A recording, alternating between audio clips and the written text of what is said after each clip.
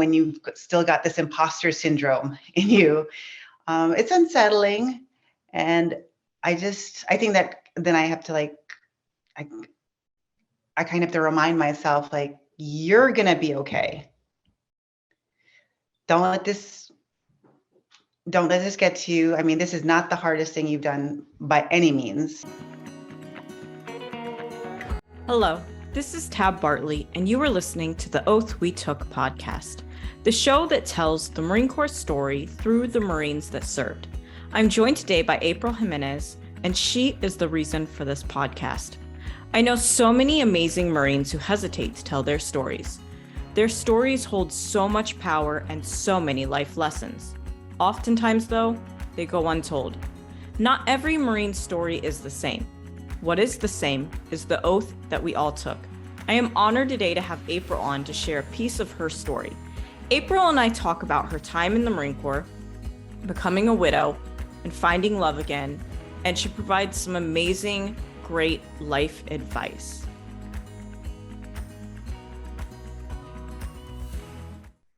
Hi, Tab. How are you today? I'm good. So the first question I always ask everybody is, why did you decide to join the Marine Corps?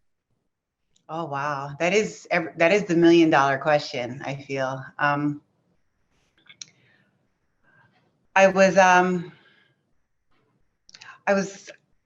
was 19. I'd flunked out of college again, and I did not want to be a freshman for the third time. Gosh, I feel bad because my kids are going to see this. But I was just looking for a way out. I was looking for a fresh start. I wanted to do something that I believed in, that I could take complete ownership of. I didn't want another cent or a signature from my parents to have to do something. And I felt at that point they were just kind of financing my failures, and I was running out of options. I had all this energy and behind me, and I just needed direction. And I just knew that I had to make a move. I had to make it fast. And luckily, I kind of walked into the recruiter's office and told them I wanted to hear more about it. And that's actually really unique as a female to just kind of like walk in a Marine Corps recruiting office. That's a trend that normally doesn't happen. Do you, like, looking back on it now, do you know why you picked the Marine Corps? Or was there anything, or was it just kind of like, it just kind of happened? Well, I think we talked about this story briefly in the pre-interview, and I was on my way here to summer vacation to spend some time with my uncle. And I was seated next to a woman on the plane who was either an Air Force veteran or she was active duty. And she was kind of making small talk with me. And she's like, "Oh, are you in school? You're an athlete?" I'm like, yes. Like, she's like, "What do you want to do?" I was like, "I don't know, not be in school anymore." She said, "Oh," and she, like, from our short conversation, she had a quick connection to where I was in my life, and that I was kind of in this crossroads, that I needed to start making better decisions for myself. Otherwise, I was going to end up in a lot of trouble and a lot of hurt. And she was like, "You need to join the military." And I said, "Okay." That's never an answer. Like, for all our lives, our parents or coaches or teachers are telling us what we need to do, what we should do, what we need to be doing right now. And it was such a fresh piece of advice. And I was like, yeah. And she was like, "Well, there's the Army, the Air Force, the Navy, the Coast Guard, and the Marine Corps." And I was like, "Okay." And then she asked me a couple other questions, and she, like, God placed her right next to me on that flight, because she's like, "Well, my dad is in the Army," and she had like a cousin and she was in the Air Force, and like everybody in her family was in like some sector of the service. And then she asked me, like, "What do you want to, like, what scares you? What excites you? What can't you do? Like, what are you afraid of?" And like, we were on an overseas flight from, like, I think it was like Narita to DCA. So with like all the time in the world talking about this stuff. And she's like, after maybe like an hour talking, she was like, "You need to join the Marine Corps." And I was like, okay. And I had never, like, nobody in my family is in the service. Like, my dad's a stockbroker. My mom went to Georgetown. She had like a little antique shop. Um, my family was in finance. That's about the gist of it. And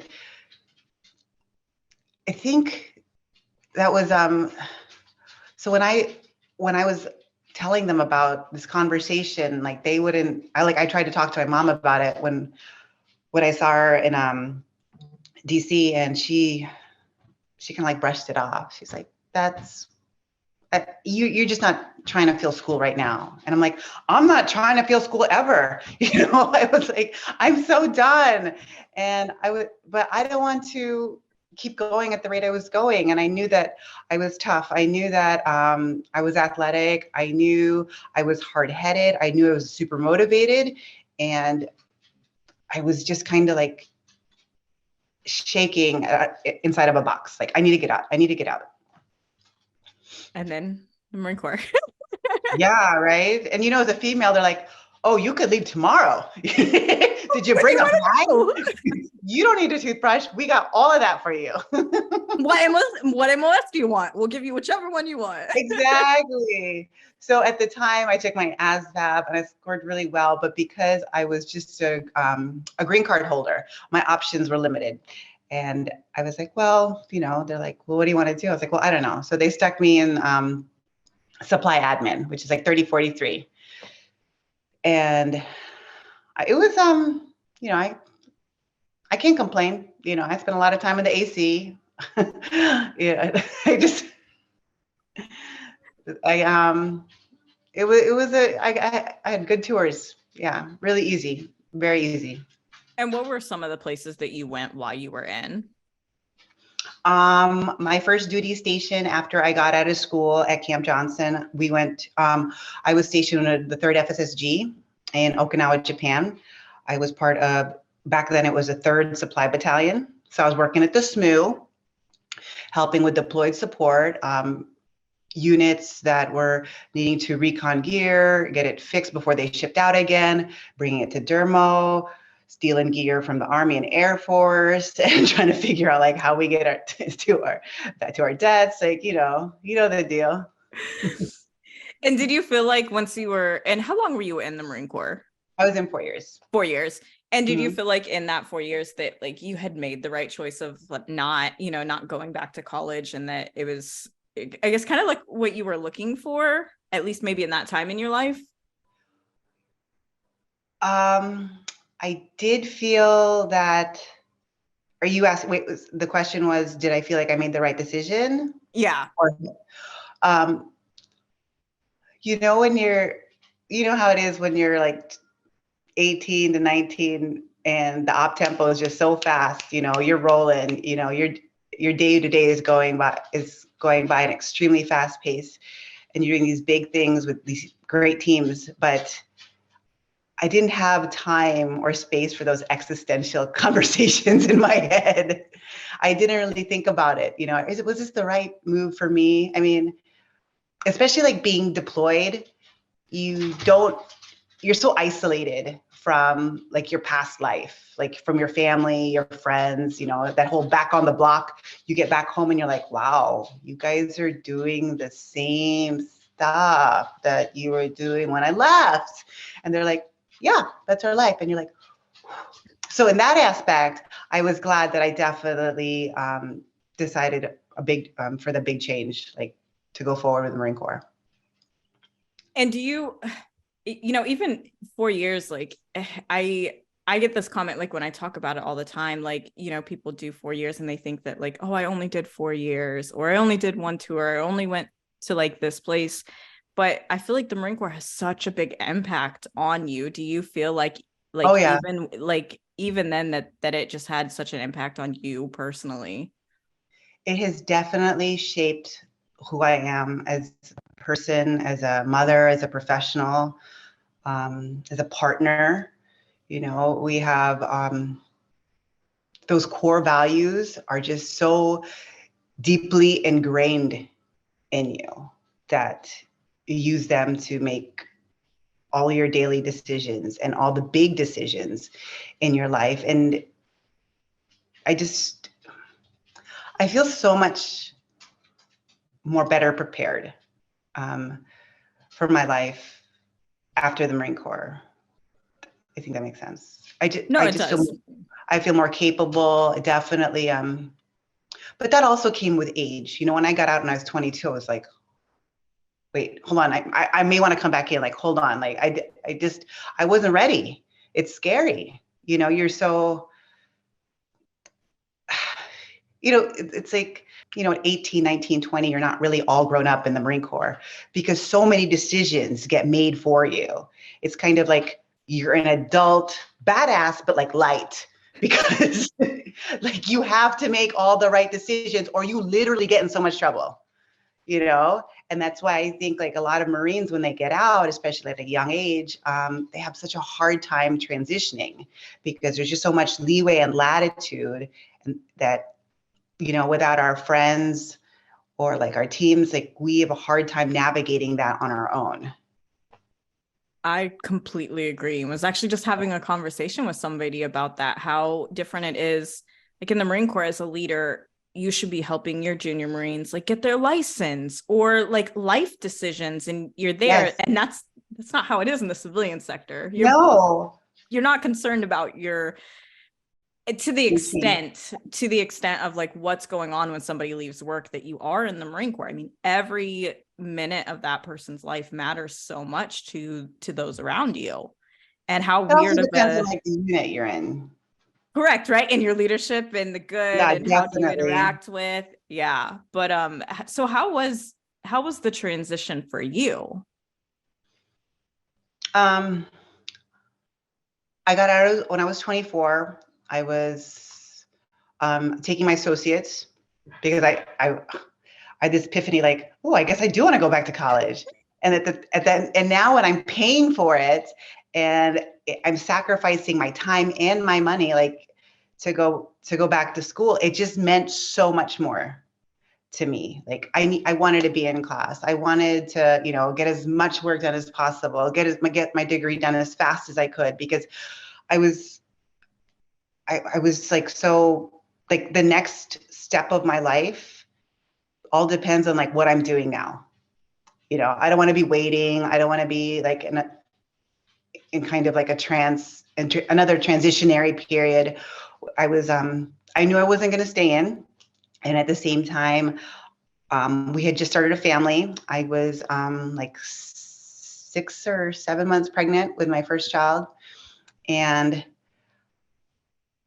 so like motherhood like engulfed me and changed me. And at the same time, I was out of the Marine Corps.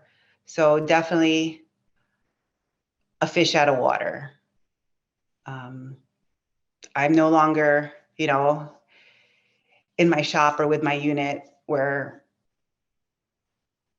like every second of your day you're with your Marines, and it's like you hate it, but it's your life and you love it at the same time because you take care of each other and, you know, you're all fighting for the same mission. And then you're just kind of like stuck or like plopped back into the civilian world where you're kind of just floating around like, I don't know what to do, but I'm going to figure it out. And it can be really scary. But again, like I was a young mother, so I knew how to take care of my child. I knew I had to figure out school, part-time work. My husband was not active duty because he went back in 9/11. Okay. And I was going to ask that, were you guys dual military, or he was not in yet? We were, and then he transitioned out because we couldn't get orders together. And he was 40, 60 sick, like a network administrator or network engineer. So he got a job in DC like that. Which is another topic that I feel like we don't talk about, the impact of like, if you're dual military, you almost have to make the choice of, depending on what your two MOSs are, yeah, are you going to be separated? Because depending on what your MOSs are, you may not be able to be stationed together. Oh yeah, no, I completely agree. And I just wish this was part of like finance for Marines, or like one of those classes that we have. Like, yes, you're young, you're lonely, but think about the ramifications of being a dual military couple. You know, like you're probably gonna have children. Like, what are you gonna do with those kids? Or somebody staying in? Like, what do you guys? It's because it could be such a source of contention for these young families, you know, and they go through a lot of stress. And, you know, maybe we shouldn't be, I'm gonna get so much hate for this, but like maybe we shouldn't get married until we're like E5s or something. No, and again, that's a little bit of time, a little bit of money, like you have a little dedication underneath you. It's like, it's just, I mean, it worked out for me. Well, not really, but I mean, we'll go into that later. But it's just, I don't know. When you look at these kids now, or these young Marines, and you're like, oh my God, you have your whole life ahead of you. And I feel like part of the issue too is that like there's not enough conversations around it, like honest conversations, because like for me, I was a junior Marine when I got pregnant, and at the time wasn't married to my husband yet. We were going to be married, but I was like, the Marine Corps isn't going to tell me when I got to get married type, like, you know, like, but then there was a perception.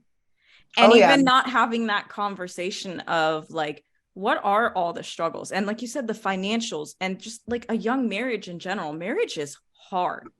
You add the Marine Corps and all the things that can happen in the Marine Corps, and first time parents. And as a female, again, being pregnant somewhere that like, where's your support? Like, what is your support? And having to deal with all of that. I think that's a huge thing that even like, I think it's important that even hearing somebody like you say that, because it's not like you're telling people not to, it's just like there's so many struggles that we're not talking about. Yeah, it is. It's very, I mean, life is already so hard, right? And then we just make these decisions because we're in the moment, or we feel like it's the right thing to do. And Tab, you were talking about had we had those conversations, who were you going to have those conversations with in your unit? You know, how many girls did you serve with? I think I had one senior female staff NCO, and she was not the friendliest Marine. And that's just, you know, yeah, we all take care of our own and everything like that, but we just didn't have that connection, you know?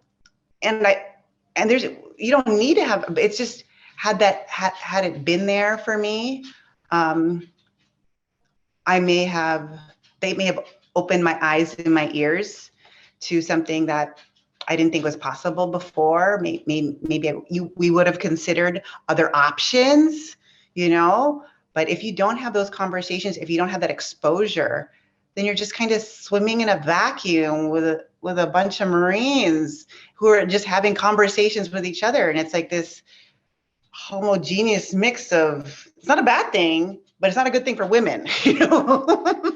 And even like, okay, even if it may not change your path, maybe you would take steps though to prepare more, because there's things that you literally don't know, because I mean, being a mom, I mean, there's so much that you do not know until you are a mom. Like that's just the reality of it.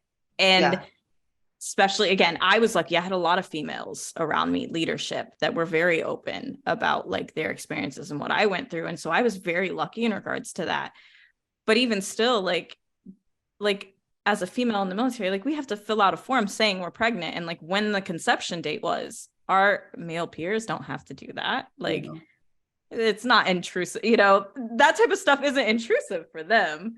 But so you got pregnant while you were in, and then transitioned out. So how hard was that? You had your baby like not with TRICARE, not with all of that. Well, like actually, because it was a pre-existing condition.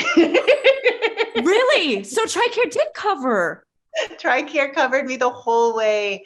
And well, I was 6-7 months pregnant. I EAS, and I was like, you know, in my Christmas tree camis. And so I EAS'd in May. I had my daughter in June. So I was going to Fort Belvoir and like was receiving maternity care, and it was like continuity of care. Good. At least, I I delivered mean, at so she was a 9/11 baby. So they sent me to 3 hospitals because they were full. It was crazy. I ended up at an Air Force base in Maryland. Andrews Air Force Base. Andrews. Yeah. I was trying to deliver in Fort Belvoir. They were full. They sent me to Bethesda. They were like, no, we have no space here. And I was way overdue. Like I was like leaking. My water was not breaking. She did not want to come out. Like 41 and a half weeks. She did not want to come out. And so you're dealing with, well, 1, 9/11 happening. 2, you had just transitioned out of the Marine Corps. And then 9/11, your husband, because of 9/11, wanted to re-enlist. Oh yeah, he did. He re-enlisted.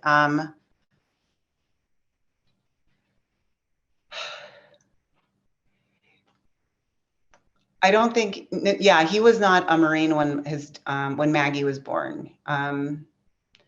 He re-enlisted shortly after. I can't remember the time.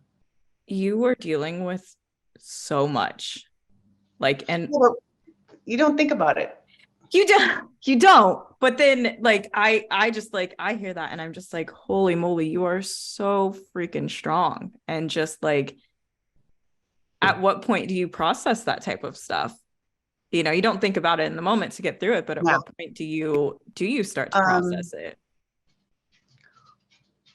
I don't know if it made me strong. I think it definitely made me like capable. Like you just do what you have to do. And when you're busy and when you're working, there's really less room for doubt. Yeah, I can understand that completely. You know, because you're just doing what you have to do. I mean, I think sometimes what can be the issue is like when we have too many options. But options are good. Don't get me wrong. I'm not trying to get in trouble here. You know, it's like my kids now, you know, so you graduate high school, right? You can take a gap year. You can go to Nova, you can go to a state school, or you can go out of state. Pick one of these 12 options. Like, what would you like to do with yourself? Like, no, you're going to school. You're going to a state school. That's what you're going to do.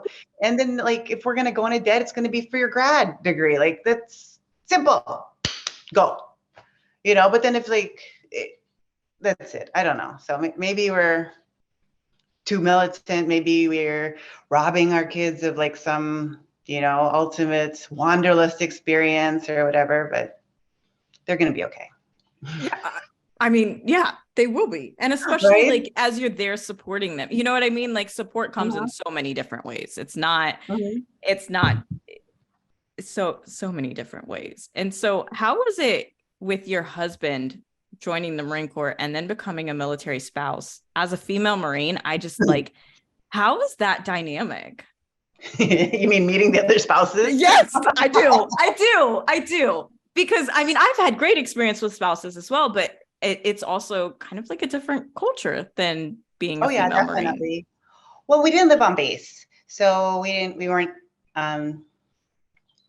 We did live on base for a short period of time in Quantico, and then when I was out, we had bought a house in Woodbridge.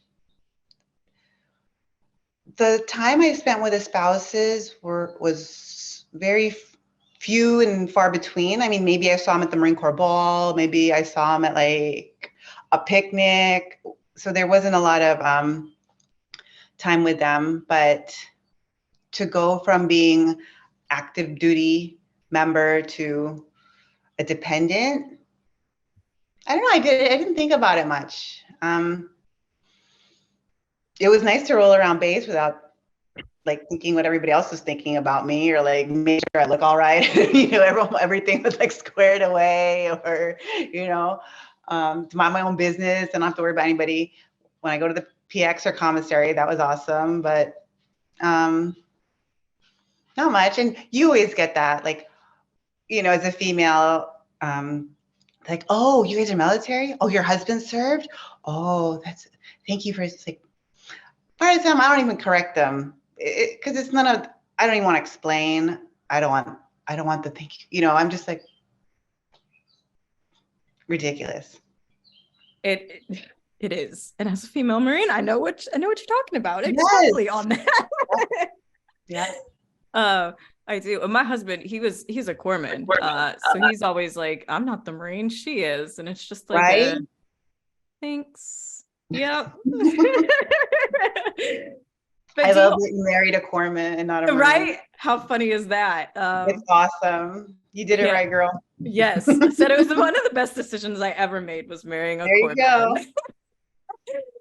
How did you feel like as a Marine, kind of knowing what your spouse is going through? Do you think that made it easier or a little easier for you in regards to like, knowing kind of what he's doing, at least a better idea of what he's doing, I think, because you've done some of those things. Are you asking if it like helped our relationship?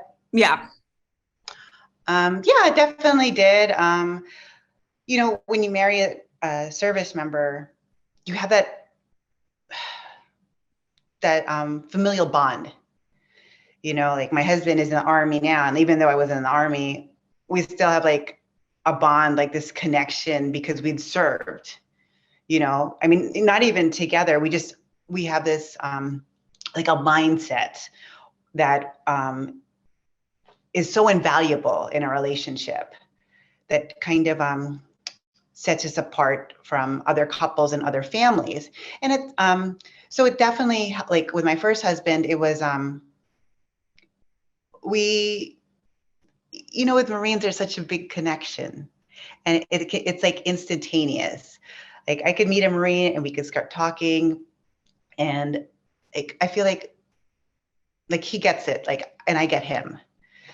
But so with my husband, we were always great friends, and we had served together. We not in the same unit, but we were both on base together at one time in Okinawa, and so yeah, we have that familiar bond with each other. We have a history, but I guess it's none the same. Like had we gone to school together, like or at UVA together or something, and had all the same for growing up. So maybe it is the same thing that like other people had who took a different path. Yeah, and we had talked about this in the pre-interview, but if you don't want to talk about it, that's perfectly fine. But your husband, you lost your first husband in duty, and if you're comfortable talking about that, I think that it's something that I don't hear very many people talk about, and especially female Marines, and kind of just I think that there's just an added dynamic to it, or an added, at least me, like when my husband deployed, it was something I thought about all the time. It was like I felt like I would know more, but then it would also be harder at the same. Harder isn't the right term, but I just feel like it's a little different, and I don't know anybody who shared their story who went through that as a service member. I don't know if it would have made it any better had I not been a Marine, but I definitely, as a Marine, you understand these things happen. But when it's your husband, nothing can prepare you for it. I mean, it's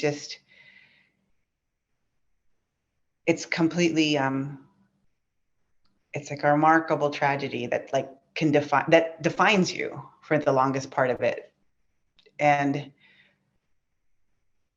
I think because I was a Marine, his unit took exceptional care of us. They wrapped their arms around me and the children. They took care of his family.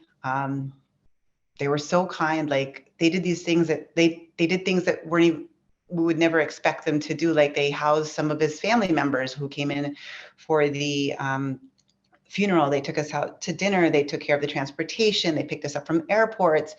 They, the CACO, the Casualty Assistance Officer, was his staff NCOIC, like a guy who had been to like many barbecues with and camped with and spent like a weekend in Lake Anna with. So these people knew us like intimately. So I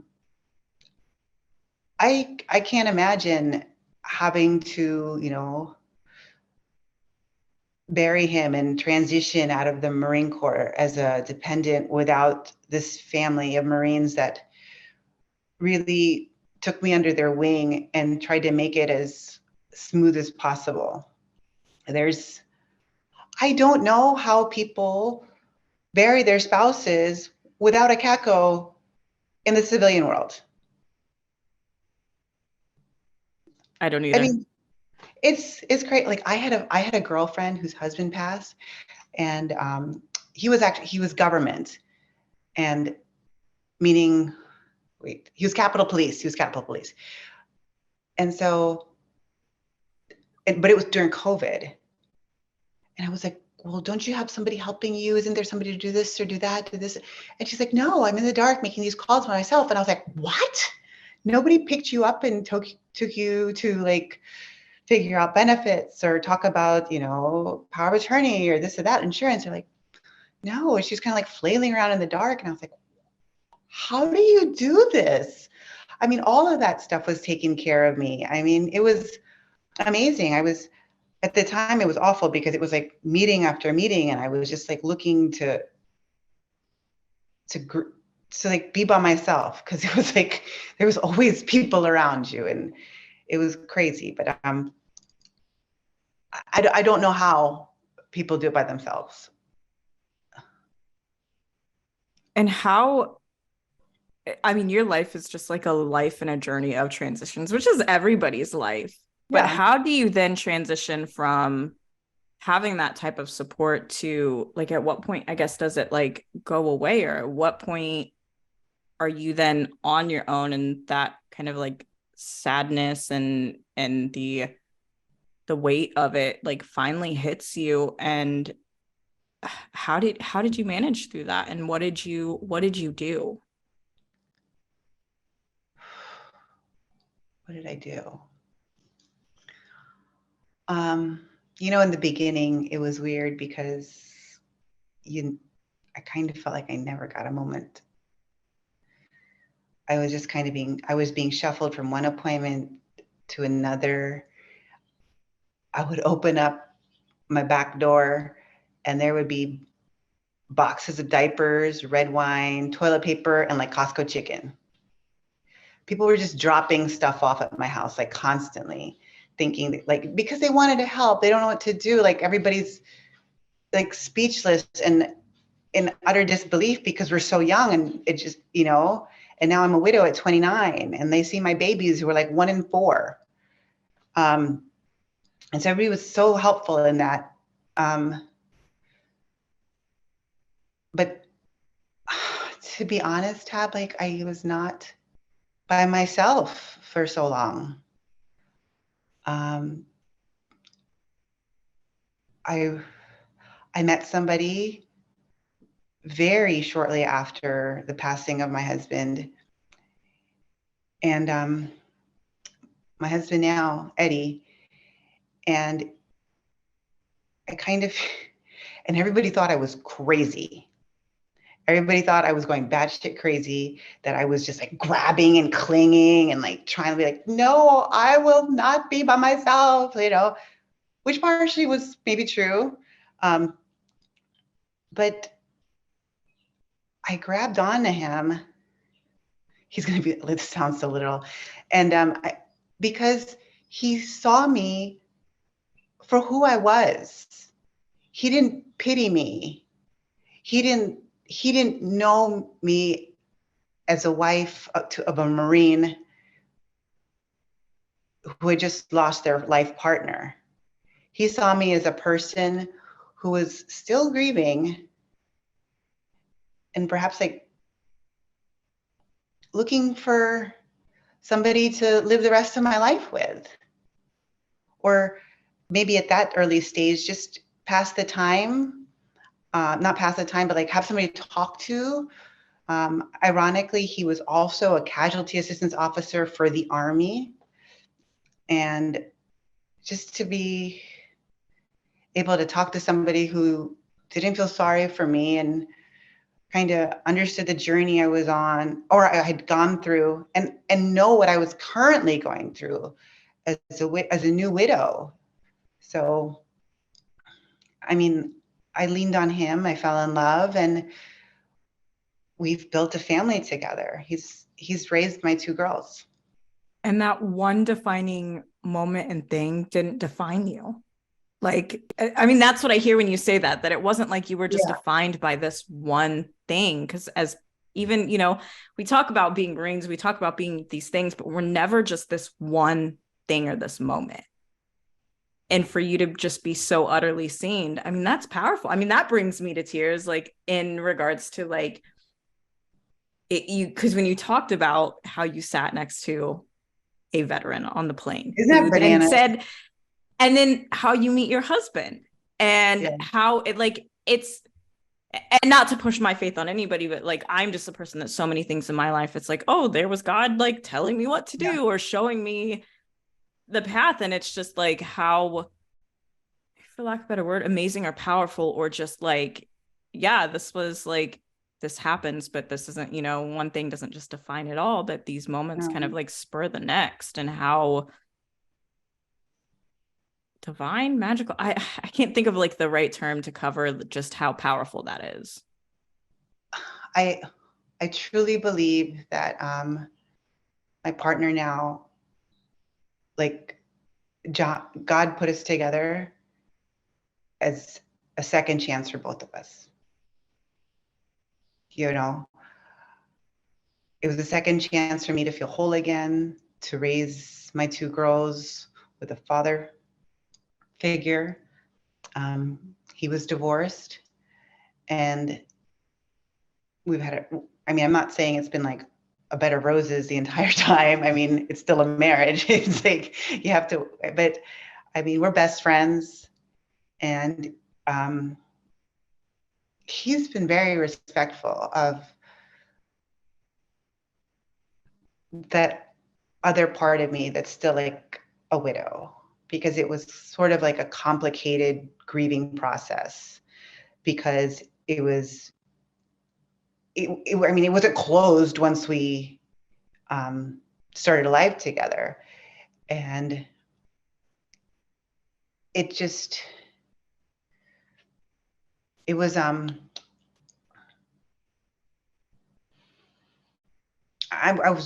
very thankful that he was able to like take the journey to raise the girls with me, and that he's still here as like my best friend, and that he knows that my first husband will like always be a part of me, and that my first husband's family is still such a huge part of our lives, because there was no divorce. And so like my kids lucked out. They have like 3 sets of grandparents. You know, it's the best case scenario. And you had mentioned too, it's not with that, when, you know, when somebody dies, it's not like that at some point it just closes up, because as things happen in life, you think of these moments that they they could have been there, they should have been there, they could have seen this, they missed out on this. And so it's not something that can just be like, okay, I'm over it now, or like it evolves and it changes, yes, but there's still gonna always be moments and reminders. You're most definitely correct in that.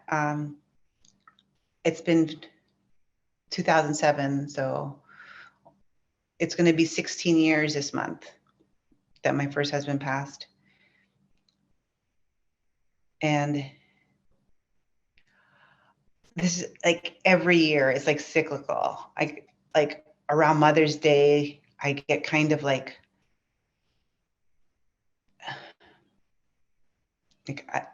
it's always it's like I feel his presence again. And it just always brings up those feelings, because he died May 9th, then Memorial Day, and we buried him Memorial Day weekend in Quantico. And like every year, like I relive it, you know, but it's not like painful, and it's just, and every year I think about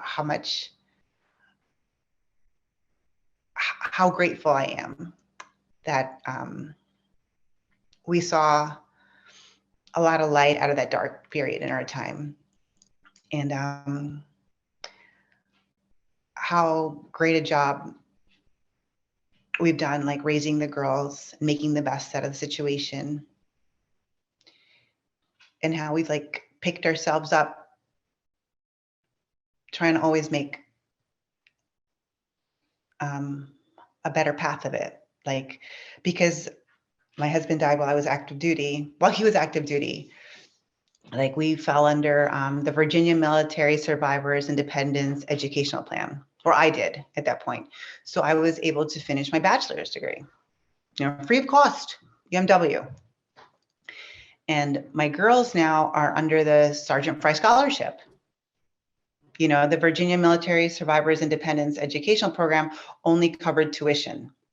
And now it's even harder to qualify for, because I think your active duty member had to die in the line of, I think it's in the line of fire now. Like, they're running out of funding and making it harder to qualify for. And it's like, so how do you qualify for that? Your DD 3300 needs to read this, and it's just like, but now they're doing the Sergeant Fry, which is like the GI Bill, but that pays for tuition and also room and board. So it's even a better deal. So just making sure they make the best of that opportunity so that doesn't go to waste. And I just want to thank you so much for sharing that part of your story, because it doesn't define you, and that's not, not the only part of your story. And we've talked a little bit about, your story in the Marine Corps, and we'll talk a little bit about where you are now. But I think it's so important, because I think it's a conversation that a lot of people never hear, and have gone through it and feel like they're completely alone, and or the fear of what could happen, right? Because that's the reality of, if you're a military spouse, this could happen. If you're active, if you're dual military, it could happen. But I think hearing that on the other side of it, yeah, it can, but you can live through it too, and that that life can continue, and that they can still be a part of it, and they're still a part of it, not in the way originally planned by any means. But I just wanted to thank you for being open and in sharing that. And one of the things that we had talked about in your pre-interview is kind of like where you are at now in your career, and you talked about using that scholarship to get your degree and stuff. So what are you doing now, and what does your career look like, transition from what you were doing in the Marine Corps? What are you doing now? What am I doing now? I'm like fresh in a new industry, which is like super scary. For I think probably but previous to that, I was in health and wellness. So I was a fitness instructor. I was a fitness manager at one of the facilities here run by Loudoun County. And I was looking to just kind of leave fitness and get into something where I'm not thinking about my next knee operation. I'm like, this girl's got only this much time left, and I want to spend it for me, and not have to have that operation sooner because of the kind of job I have. But so right now I've got a corporate job as a community manager, and there's a lot of clerical work in it. It's like there's a lot of meetings. There's a lot of, requests for bids. There's a lot of managing communities and working with the board of directors. And I like it. It's different. I'm a little bit of at a learning curve right now, but I know um, I'll get to the other side pretty soon.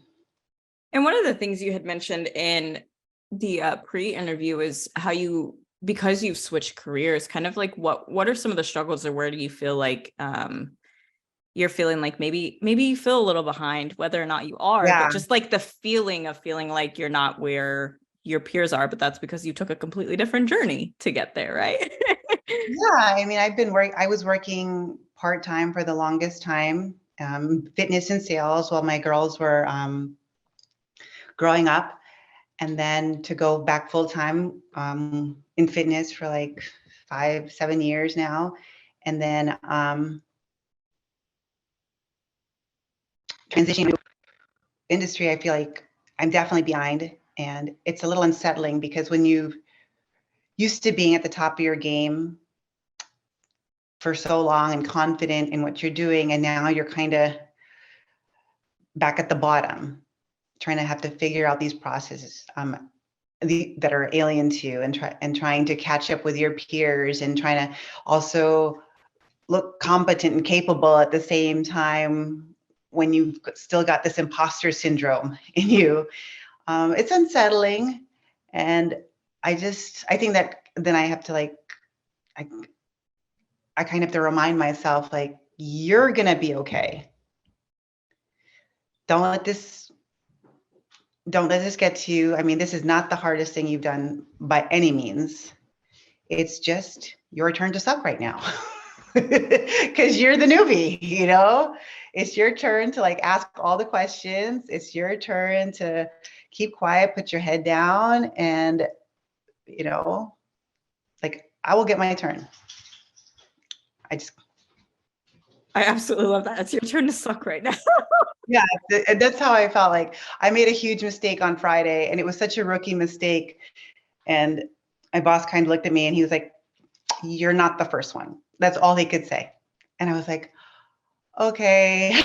Like, but I'm just not used to not being on my game or knowing what to do, and having to backpedal and making sure the clients are happy, and at the same time make sure it doesn't, bite me in the butt later, but it probably will. But then I was like, you know what?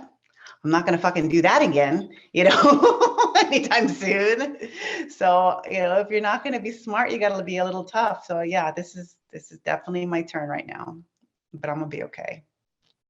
So awesome. Is there anything that we haven't talked about that you want to talk about before we wrap up?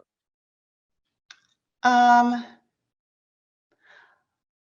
I want to maybe, like, if anybody's listening, we talked about those conversations that we wish we would have had when we were young enlisted females.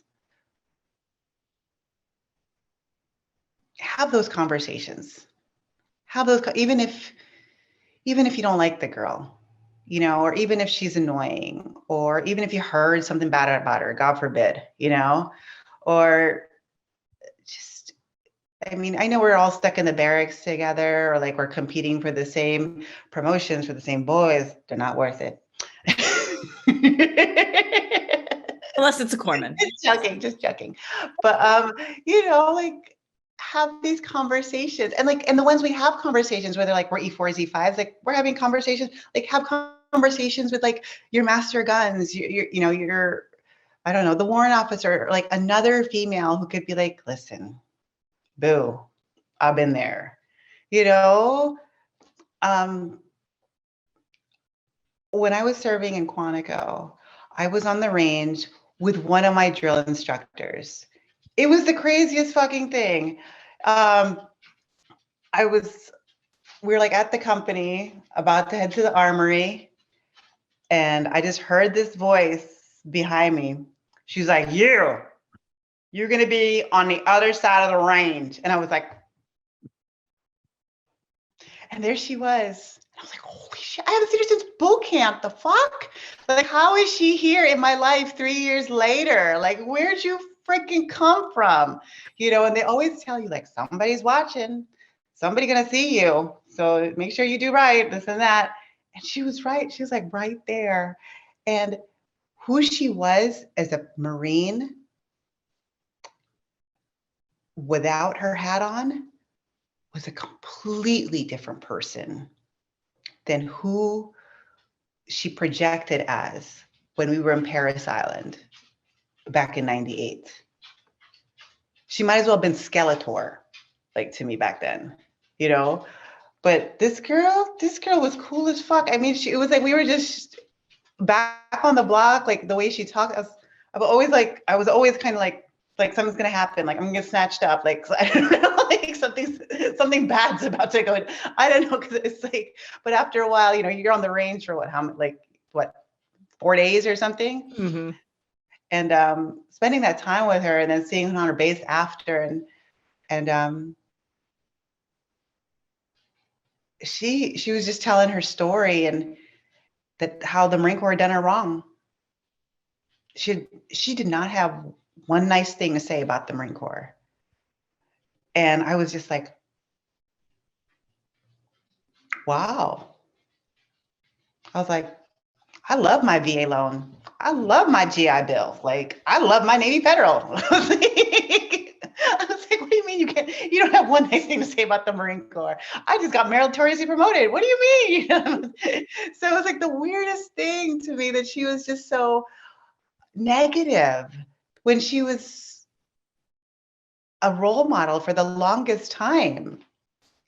So it just goes to show you, like, how you're right, that we do change because of the journeys that we take. And I guess at that point in her career, she had just felt that she had gotten passed up like one too many times, or I think she was also having like medical, I'm not sure, but it was, and I remember like a couple of Marines asking me like, what does it feel like to see your drill instructor talk so much shit about the Marine Corps?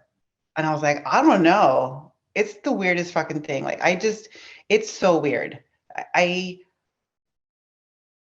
it's almost like you're feeling punked, because, you know, when you're in boot camp, they talk about what an opportunity this is, you know, that you are the few and the proud, that, you know, you've got your plate full, but you can handle that. But you're part of this legacy now.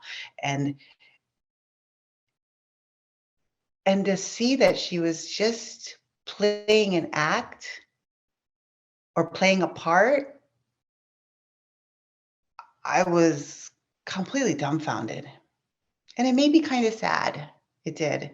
Because I was like, oh, the Marine Corps did her wrong. Or she felt like it did her wrong, you know? And I was like, I'm sorry. Like, I didn't know what to say. And I think at that point, it almost doesn't matter whether or not it was the Marine Corps' fault, right? Yeah, because you're right. Yeah. And I think that, again, having these conversations, when you don't hear that, then when you do, it's more of a like slap to the other person's face too. And it's almost like those stories matter just as much, because then it doesn't feel as like, well, I mean, it still would, I think, no matter what, as it being the drill instructor, there's just a different dynamic to that than it being, somebody else. There's a different dynamic. I actually met my drill instructor at Quantico too, on the range. Really? She was at a special course. I was public affairs, taking photos. And then I was like, that's my drill instructor. And we went to the Ton Tavern at the Marine Corps Museum, at the museum. Oh, and had dinner together. And it was the strangest thing. Like, I don't think I would ever get used to that. For real, right? Yeah, I am like at a loss for words of like, it's just such a strange thing to meet your drill instructor. Like, I'm not really here right now, am I? Nah, no, out of body experience. Yes, definitely. Oh. But it was definitely like eye-opening, because like when we talked about, I wish I had more conversations with female leadership. That conversation made me realize, or that time with her made me realize, like, okay, like these things can go wrong for me. Like, these are the things that I have to be mindful of, that I have to watch out for, because, you know, as a young Marine, you're told to, like, you know, always be early, pay your bills on time, stay out of fucking trouble, like get along with everybody, volunteer, go above and beyond, this and that. And then like to see somebody who thought they did all those right things and then not get the appreciation or get back what they thought they were going to get back from the career because they had just like, she had done all her big billets and everything. And like, just, it was heartbreaking. And did you ever feel like you were going to do 20? I don't think I ever felt like I was going to do 20, but I always thought I was going to do more than I did. Because I ended up getting injured. And then especially when, for me, my MLS didn't have warrant officers, and then they opened up warrant officers. And then that was like literally my dream, was that I was going to be one of the first ones back. And that was right around the time I got injured. And it was just like, kind of like meeting your drill instructor, almost a slap in the face. Like, oh, I thought this was a sign that this was going to happen. And it's like, yeah. No. But no, I didn't join ever thinking I was going to do 20. I thought I was going to do 4 and be out. There was like one point when I was overseas that where you're so committed, you're like one heartbeat with your unit, that I was like, I could fucking do this forever. Like, tell me this is it. Like, tell me this is it. And then I get back stateside and I'm in a completely like 180 type of unit, total, like, you're off. Nobody cares. Nobody asks about you. Nobody sees you till Monday. And you're like, what? Where did everybody go? What about me? Like, help, it's like, because, they all have cars, they all have lives, they all live off base. And you're like, whoa, So I was kind of lost when I came back from overseas. And that's when I was like, okay, you have to go back to school. You have to do something with your time. But I don't know. Just and then when I got back to school, I was like, I had the same feeling, like, do I want to be an officer? Do I want to stay in? And then of course, like, I got married. So, and being on base, seeing the families, like a young enlisted family with kids, and how busy and crazy their lives were. And I was like, okay, not that, like anything but that. Like, and I remember telling my husband, because he worried a lot about money, because he was like 30, I was like 21, 30, or I was 22 and he was like 30. And he was like, no, you need to stay in. If you stay in and I do, and I keep working my contractor job, we're going to make it. And I was like, no, I am not dropping my baby off at 5 a.m. so I can go PT. It's like, well, I'll stay home. I'm like, yeah, you stay home. What then? I'll pick up the baby and take her. Well, I'm getting ready to go to work. I'm like, no, that does not have to be our life. That does not have to be it. Like, we'll be poor. I'll work part-time. We'll figure this out. Like, but this is a child we have to raise. I don't have to be a Marine. And